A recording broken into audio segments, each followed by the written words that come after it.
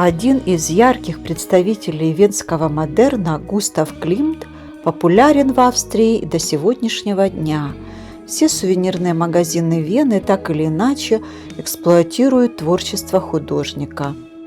Его известные картины повсюду наряду с портретами Моцарта и Сисси.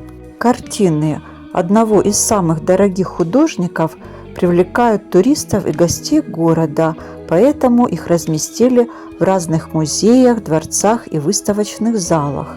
Так, например, 24 картины размещены в Верхнем дворце Бельведер. Среди них знаменитые «Поцелуй» и «Юдиф».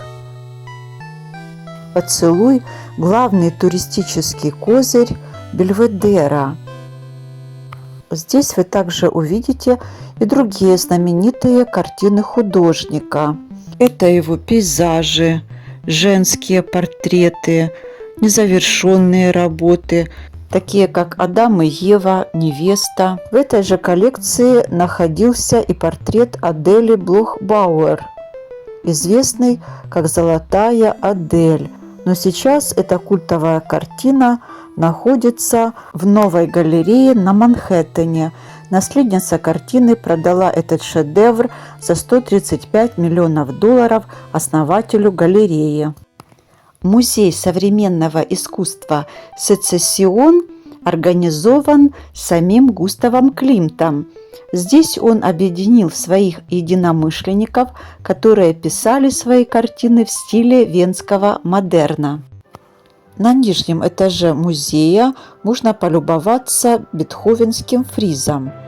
Произведение длиной 34 метра представляет собой виртуозную интерпретацию 9-й симфонии Бетховена. Художник в этой необычной картине описывает страдания человека и его стремление к счастью. Однако без интерпретации картину не поймешь. Даже журналисты и критики сошлись во мнении, что Климт в этот раз произвел искусство, доступное троим – одному врачу и 2 санитарам. Однако были и настоящие ценители искусства, которые восхищались работой. И еще несколько картин Климта находятся в музее Леопольда. Самая известная «Жизнь и смерть». Эта аллегорическая картина писалась 7 лет, но была переписана под впечатлением начавшейся Первой мировой войны. 2 известные картины Климта находятся в Музее истории Вены на Картплац. Афина Паллата, которая держит в руке обнаженную правду, и портрет Эмилии Флёге, возлюбленной художника.